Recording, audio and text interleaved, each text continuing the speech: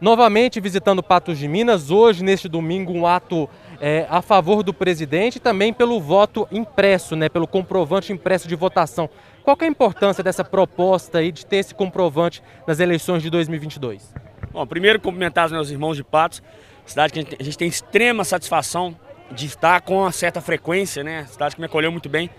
Em relação às mobilizações de hoje, ela se mostra muito relevante quando a gente percebe que uma pauta que deveria ser unanimidade, que é a transparência do processo eleitoral, ela começa a ter as suas pessoas posicionando de forma contrária. Quando eu digo pessoas, me refiro agora à boa parte do Congresso Nacional, que é quem vai decidir sobre essa aprovação ou não de um processo mais transparente. Até poucos meses a gente tinha convicção de que a maior parte do Congresso, sem dúvida, era a favor e estava se posicionando dessa forma.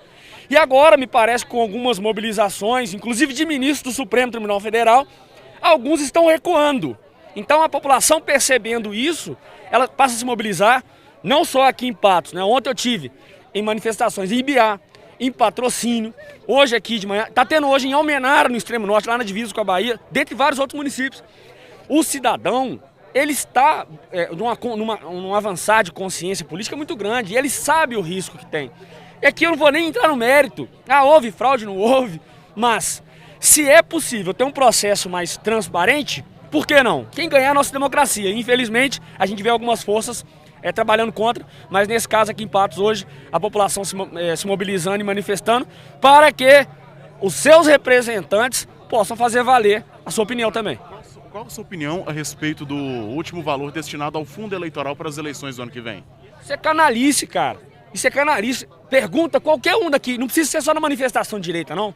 Vai lá no miolo de manifestação de esquerda também.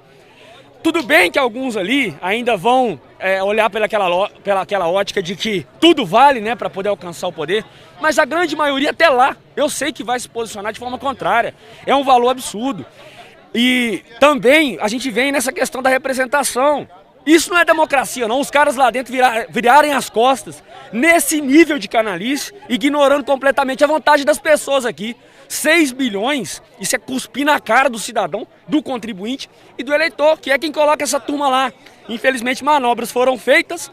A votação nominal que poderia, específica, né, não da LDO inteira, mas específica, do fundão, que permitiria identificarmos aqueles traidores da população brasileira, que seria a votação que iria identificar sim ou não ao fundão de 6 bi, infelizmente foi feita uma manobra e uma votação simbólica escondeu da população qual era o posicionamento de cada deputado. Deputado, quando então o presidente Jair Bolsonaro virá a Patos de Minas?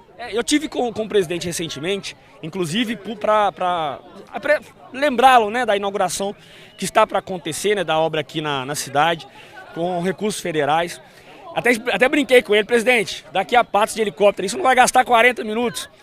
E ele já vinha numa sequência de trabalho muito grande, se comprometeu comigo a avaliar essa possibilidade de estar aqui para essa inauguração, não firmou posição de quem estaria. Infelizmente agora, né, foi acometido aí por uma fragilidade aí, ainda em consequência da facada que tomou. Então fica um pouco incerto agora o cenário para um futuro próximo, mas eu, como representante também da cidade, me comprometo a manter esse pleito junto a ele para a gente poder trazer o presidente aqui, não só por conta da obra, mas por conta da importância da região e também não é só pelo nosso estado, mas pelo nosso país também. Deputado, só para a gente finalizar aqui, ó, o senhor vai mandar R$900 mil para Patos de Minas através de emendas.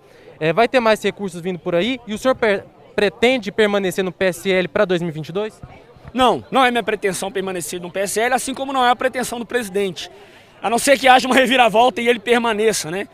Cheguei nesse espaço político por ter ele como referência, então nada mais coerente do que acompanhá-lo, né? Infelizmente, a gente encontra dificuldades quando se posiciona de maneira independente aos partidos, né? Essa própria votação da LDO foi um exemplo disso. A gente às vezes é retalhado. Então, independente de partido, para onde ele for, a gente provavelmente vai estar junto. Em relação aos recursos de Patos de Minas, é natural que eu vá corresponder de forma especial ao município, tendo em vista a forma especial com que o município me tratou também lá em 2018, quando eu não tinha perspectiva de vitória nenhuma a partir da avaliação dos políticos tradicionais, né? Então, na verdade, já foram mais de R$1 milhão desde 2019, né, que a gente entrou.